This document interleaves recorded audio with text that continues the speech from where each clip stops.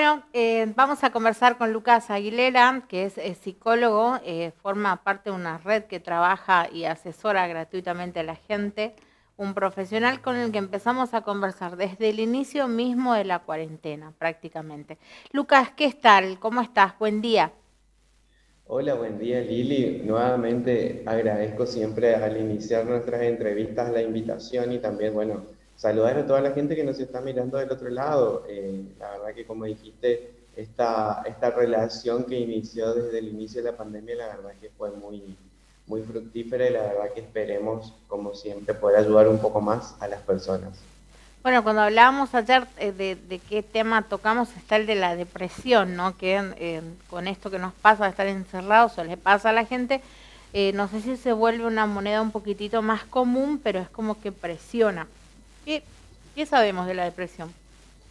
Totalmente, la depresión se caracteriza por ser la depresión es un síndrome clínico que, bueno, presenta distintos tipos de alteraciones, pero sobre todo que se manifiesta a través de diferentes síntomas, ¿sí?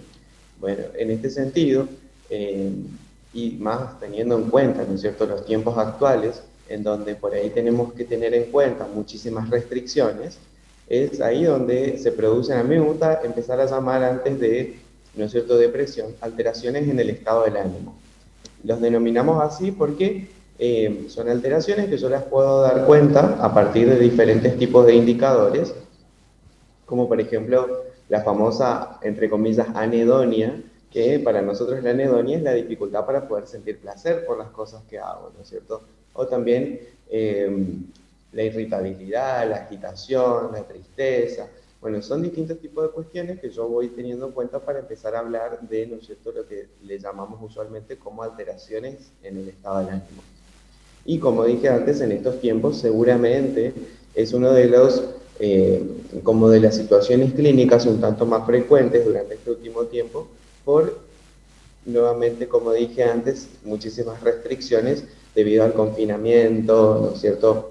Muchas limitaciones en relación a lo laboral, muchas limitaciones también en relación a lo económico. Tengamos en cuenta por ahí a las personas que trabajan de manera independiente y que por ahí todavía no pudieron retomar o están retomando de manera muy parcial sus actividades, lo cual implica un gasto o conlleva una pérdida de tipo económica también, ¿no? Entonces son distintos factores los que se van sumando para poder hablar o pensar en esto que digo como alteraciones en el estado del ánimo y que podrían, ojo que uso el potencial, podrían llevar, ¿no es cierto?, a un, a un diagnóstico de depresión. Otra cosa que me parece como bastante importante de poder ser aclarada, Lili, es que usualmente nosotros hablamos y decimos, bueno, yo soy depresivo, ¿no? Y eso es algo bastante común en escuchar en las personas que por ahí nosotros conocemos de hablar o de autodiagnosticarse con algo, ¿no es cierto? Claro, sí. Entonces, algo importante como para poder desmitificar, si se quiere también, es hablar de que la depresión en realidad eh, no es un estado de manera crónica, sino que es un estado. O sea, yo hoy estoy depresivo por algún tipo de situación que estoy atravesando en mi vida, pero no necesariamente siempre voy a vivir depresivo. Eso es importante como para poder tenerlo en cuenta. Y como dije antes, la depresión se caracteriza por muchos factores, como fueron más o menos lo que estuve mencionando antes. Esto de tristeza, llanto, agitación, nerviosismo, pérdida de placer, pérdida de interés, ¿sí? O sea, son varias cuestiones que yo tengo que tener en cuenta para poder empezar a hablar de un diagnóstico. Obviamente que mencioné solamente poquitas, pero son muchas más las que yo tengo que tener en cuenta para poder hablar de un diagnóstico de depresión, ¿sí? Así que ojo a la gente con el autodiagnóstico. Por eso va toda esta aclaración. También otra de las cosas que me parece importante también es conversar y charlar de que hoy en día, gracias a las psicoterapias, hay una mayor, hay mucha efectividad o muchísimas herramientas que pueden ser brindadas para poder tratar este tipo de diagnósticos y también de que si nosotros vamos pensando en relación a la depresión en grados de severidad, ¿sí? Si la severidad es muy grande, nosotros ya tenemos que empezar a hablar también de una intervención o de una interconsulta con un médico psiquiatra, ¿sí? Esa es otra de las cosas que tenemos que tener en cuenta.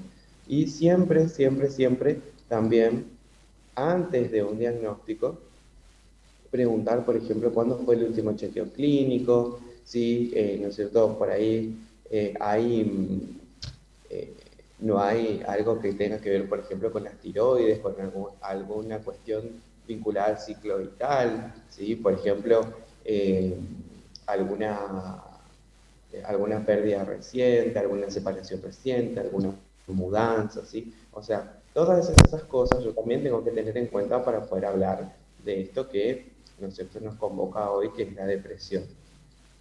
Así que otra de las cosas, otro de los datos importantes también, es que la depresión es un diagnóstico que es un tanto más apacible o es un poco más frecuente, digamos, en poblaciones eh, jóvenes, de jóvenes entre más o menos de adolescentes ya un tanto tardíos, quizás entre los 16, 15, 16 años hasta los 35, 36 años, ¿sí?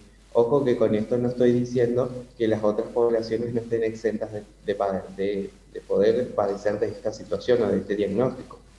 Hablo de este rango etario porque este rango etario se dice que es el que tiene mayor vulnerabilidad, pero vulnerabilidad de padecer cualquier trastorno mental, ¿no es cierto? Pero eh, vuelvo a decir, con esto no quiero decir que las demás edades no sean apacibles de padecer de esto, ¿sí? Entonces, también es un poco interiorizarme sobre esto de conocer y también sobre todo esto que me gustaría que lo que más quede grabado hoy es que la depresión, más allá de ser un estado crónico, porque no es un estado crónico, es un estado depresivo. Yo hoy estoy depresivo por una situación en particular que estoy atravesando en mi ciclo vital, lo cual también nos invita a pensar en nosotros de que eventualmente a través de distintos tipos de tratamientos yo voy a poder tratar y trabajar y salir de este estado en el que estoy hoy. Bueno, la verdad que esa parte que dice mi ciclo vital nos dejó pensando, ¿no? Porque por ahí uno dice o escucha decir, no estoy deprimido, estoy depresivo, es como que va a durar toda la vida y es un proceso, es un momento.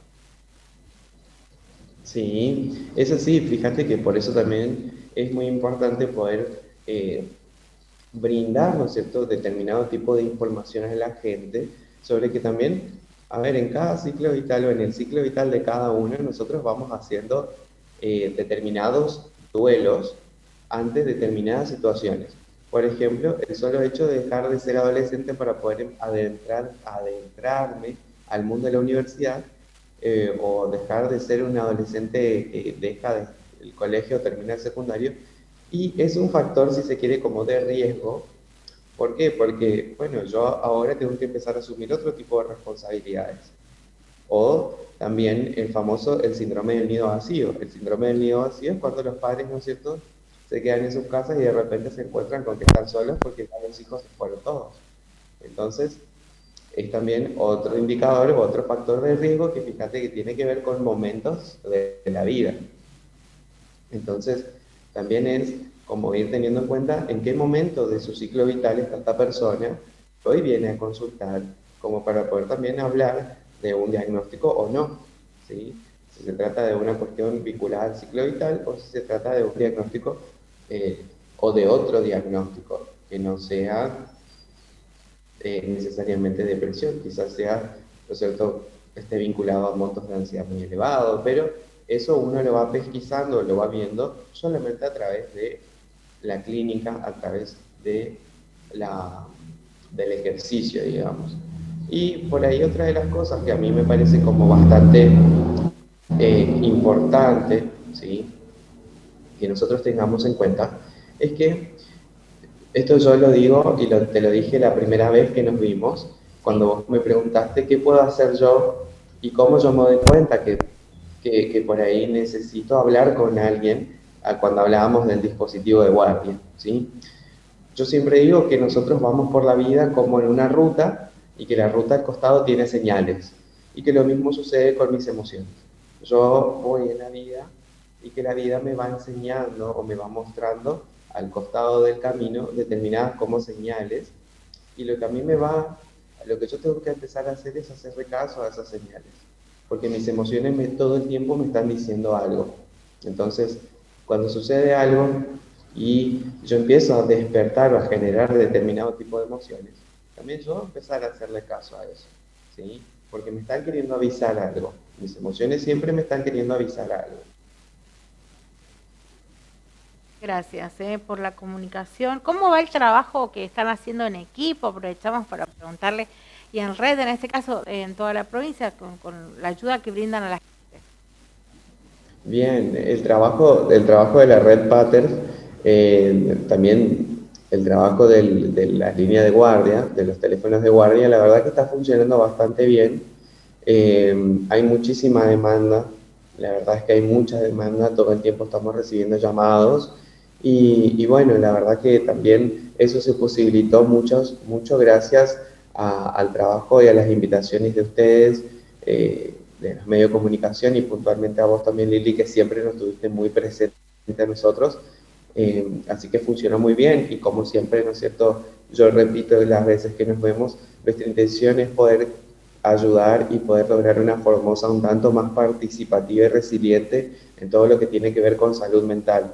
Así que un poco más, digamos, que estuvimos hablando mañana, es cierto, necesitan o quieren hablar con alguien, también recordamos o voy a recordar los números de línea, el número de línea para que se puedan comunicar, eh, para poder charlar con algún terapeuta que esté de guardia y podamos ver qué podemos hacer. ¿Sí? El número de teléfono es el 3704-8688-61. Y bueno, a partir de ahí todos pueden comunicarse y podemos derivar con el terapeuta que esté de guardia y, ¿no es cierto?, ir charlando, ir derivando e ir trabajando un poco todos juntos unidos eh, para ayudar a atravesar esta situación de pandemia un tanto complicada. Bueno, gracias Lucas por la comunicación. Estamos en contacto.